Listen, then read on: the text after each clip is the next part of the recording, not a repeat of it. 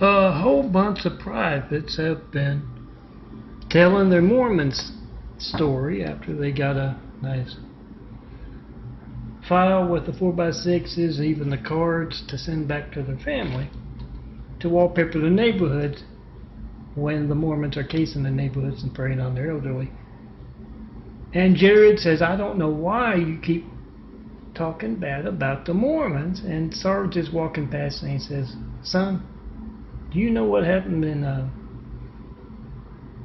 Jonestown about 40 years ago? Do you want to be in Utah hauling out body bags because the false prophet got caught bilking little old ladies out of their life savings, or who knows what else? Check and post and file with the Mormons, hand these out, wallpaper your neighborhoods with them. But Jack is retired, and he saw a suspicious car in his neighborhood, and he called the cops up. He said, well, they're going up and down the street. It looks like they're casing the neighborhood. And of course the cops show up, find that gray car, and Jim J. and Charlie M., Mormon missionaries, doing what they do, casing the neighborhoods and preying on the elderly. And they're a little indignant, they're angry, Jim and Charlie. And they tell the cops, well, we're just, doing missionary work for our religion. And yeah, the cops tell them, yeah, so was Jim Jones and Charles Manson. That didn't end well. I am Milton, son of a carpenter and married. Dad a carpenter, worked on skyscrapers. Mom Marianne, I'm the son of a carpenter. I get to tell parables, and I did some Google research today. I found out that my parable videos are making the rounds. You know how pompous, if you ever had a knock on your door, the Mormons can be. And last year, 2017, I made some funny parables about their false prophet at the time, Manson. I said, I thought we got rid of that guy long ago, and yeah, apparently they've been making the rounds because just before Thanksgiving last year, Charles Manson died, and then just after the New Year, they false prophet Manson kicked the bucket. And that's how I know, my parables get around. I'll keep passing them along, guys. Michelle and Sharon are two Mormon church princesses, and they're looking after false prophet Manson, who needs looking after because he's well up into his 90s. He's half as old as the Fraud of Faith, LDS, Latter-day Saints, the Mormon church itself. And Michelle says, Brother Manson, you haven't touched your food. He says, I'm not hungry. You haven't touched your Kool-Aid. I don't want to. And then as Sharon says, look at this nice pillow I embroidered for you. I heart false prophet Manson. And he says, I can see it. You don't have to bring it closer. I can see it. And yeah, I made a couple of parables about, have we never seen Charles Manson and false prophet Manson of the church there in the same room, and all of a sudden they died within a month and a half. Officer Jared has stopped by to see Mrs. Moneybags, and she explains that these people keep knocking on her door. She doesn't answer, but sometimes she's out in her garden. She likes to work in her garden. She's an elderly lady with some beautiful flowers. And these folks are very arrogant and condescending and self-righteous. And she has told them, I'm a Catholic. I go to church when I can get a ride with my friends. I don't want to be on your sales route. And trouble is, Officer Jared is one of those that they call when they're missionaries, get in trouble from the city, the county, the state. And he just BS the little old lady. The Mormons, the LDS, Latter-day Saints, are in their men's meeting. Yeah, they're like their fraud of the faith sister religion, the Muslims. No gals allowed. And one of them says, you know, our missionaries are knocking on doors worldwide and they're asking, is it true Charles Manson is your false prophet? We're a laughing stock because of the son of Carpenter Mary Melton and his parable videos. And Russell Nelson says, I know how to solve things. He's a heart doctor. So he's got a broom over his shoulder in a state hospital.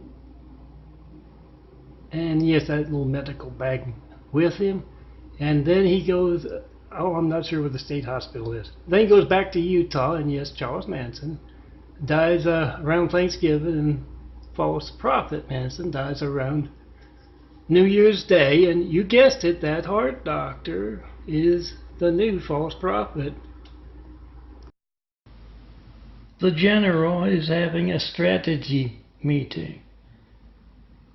He's explaining how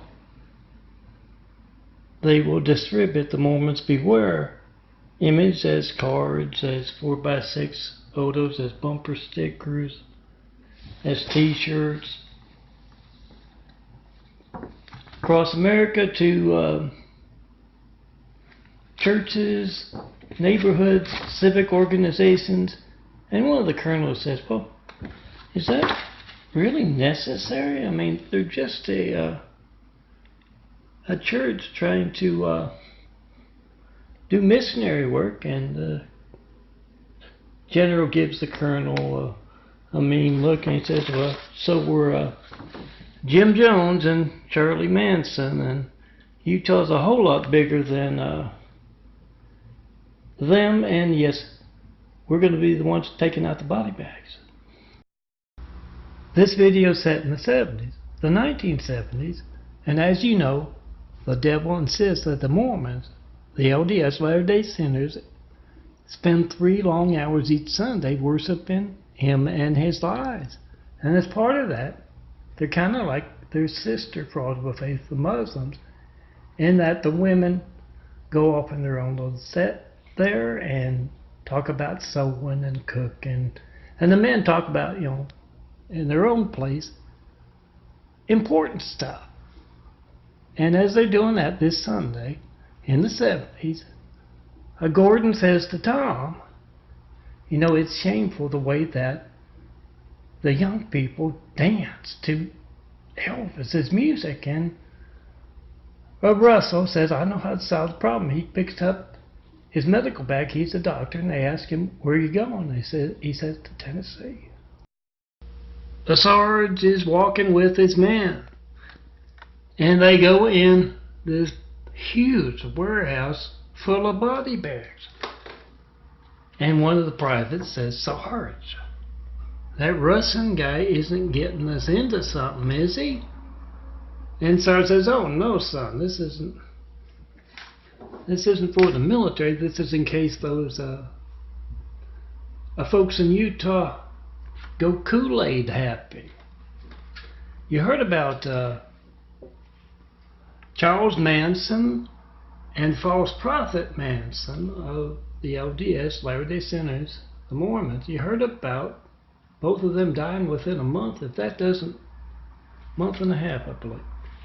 If that doesn't tell you they're worried about the son of Carpenter and Mary and his truth about them, nothing will. But no, they're not for us. False Mormon prophet Russell Nelson is conducting a tour with a reporter and a senator, and he says, I am sure once you talk to Mrs. Moneybags, you'll find she's here of her own free will. And just then, Charlie M. and Jim J. run up to the false prophet and hand him a note that says Mrs. Moneybags does not want to be here. And he gets so flustered, the false prophet hands it to the note, to the senator, then quickly grabs it back and hands it back to the missionary. Yeah, guys.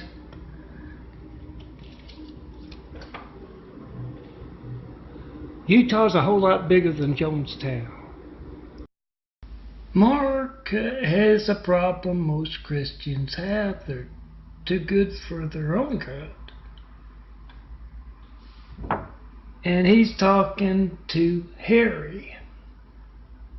He says, I don't know about distributing the Mormons Beware to our flock, and then have them distribute in the neighborhoods and civic organizations. I don't know, they're a church just like us, trying to promote the religion. And Harry says no, they're a cult, much bigger than Jim Jones and Charlie Manson, and we have to protect the true believers from that. So we're going to hand these out, and they should. It's the late 60s, and Russell Nelson, the current false prophet of the LDS, Latter-day Saints, proud of that title, Mormons, is out knocking on doors with Jared, and he comes to this one door, and he says, you sure do have a whole lot of long brown-haired gals around here. We got a cartoon Mormon Bible for each of them. And all of a sudden, Charlie shows up. They compliment him on that tattoo he's got above his nose, and he says, dig it, man, we don't want you around here. You come around here one more time, I don't know what I'm gonna do. And of course, Russell says, we'll be back next month. The false prophet Russell Nelson of the Mormon cult, the Latter-day Saints, the LDS, he's sitting on his porch rocking, and that's about all he can do, because he's up into his 90s. He's half as old as the Mormons cult is, and he sees some younger fellas from the Mormons show up, and he says, what's wrong? He's the son of a carpenter, Mary Melton, making parable videos about me. Oh, I make the funny stuff, the serious stuff, and I made some about Charles Manson and the previous false prophet Manson, and then it ended up with both of them dying at the end of 2017. And so Russell's a little nervous. He says, what's in the medical bag? He says, nothing. And Russell learned a thing or two from the Doomsday Cult. He's got his Nikes on. He outdistances the younger folk. Manson is a-whining again. Why are they persecuting us?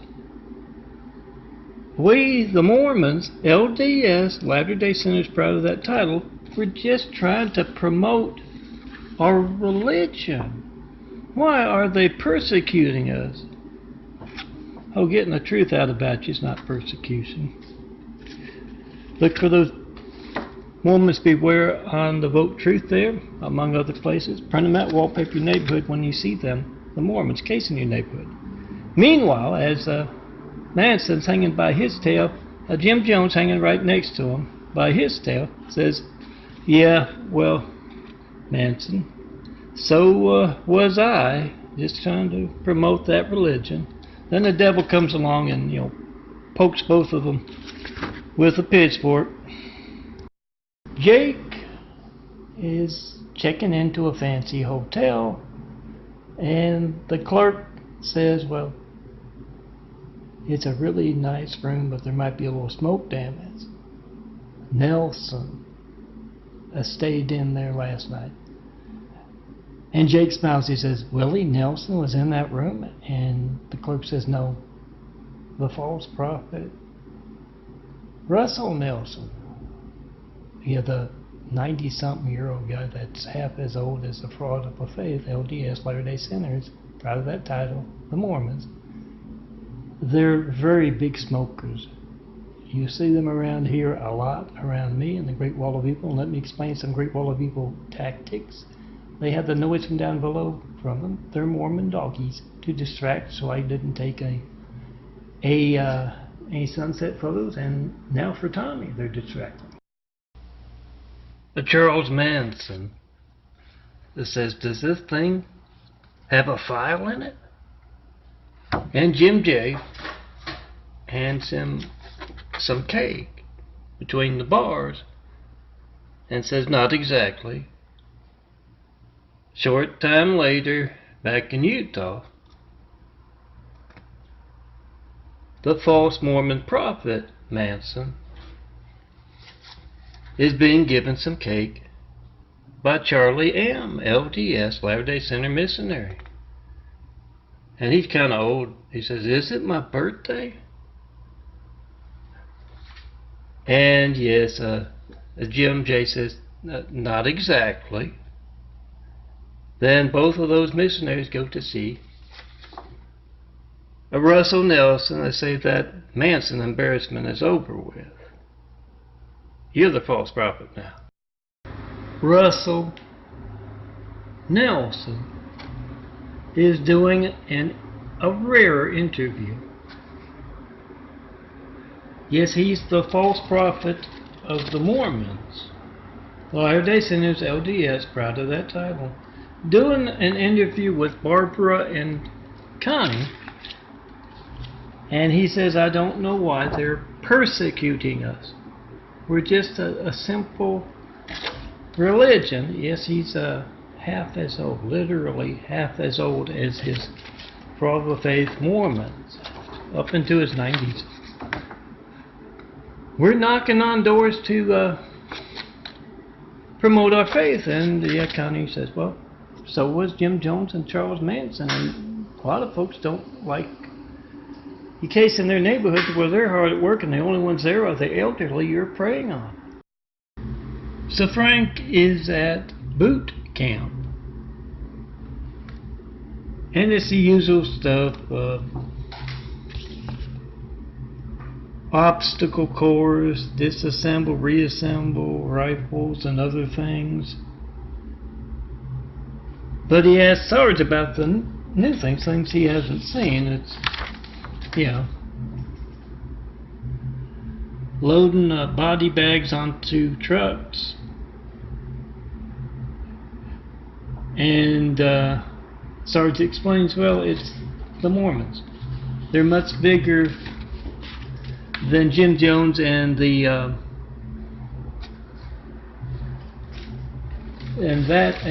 Charles Manson were. Much bigger, and we want to be prepared when they start passing out that Kool-Aid.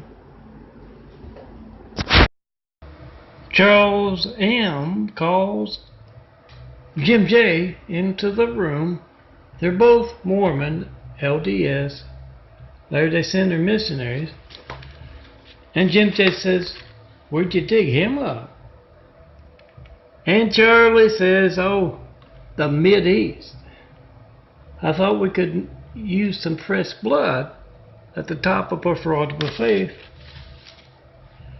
And Jim J. says, "But he's just a skeleton." "I know, but he does look more lifelike than Russell Nelson, the current false prophet." And what's that in his hand? It's a gold coin.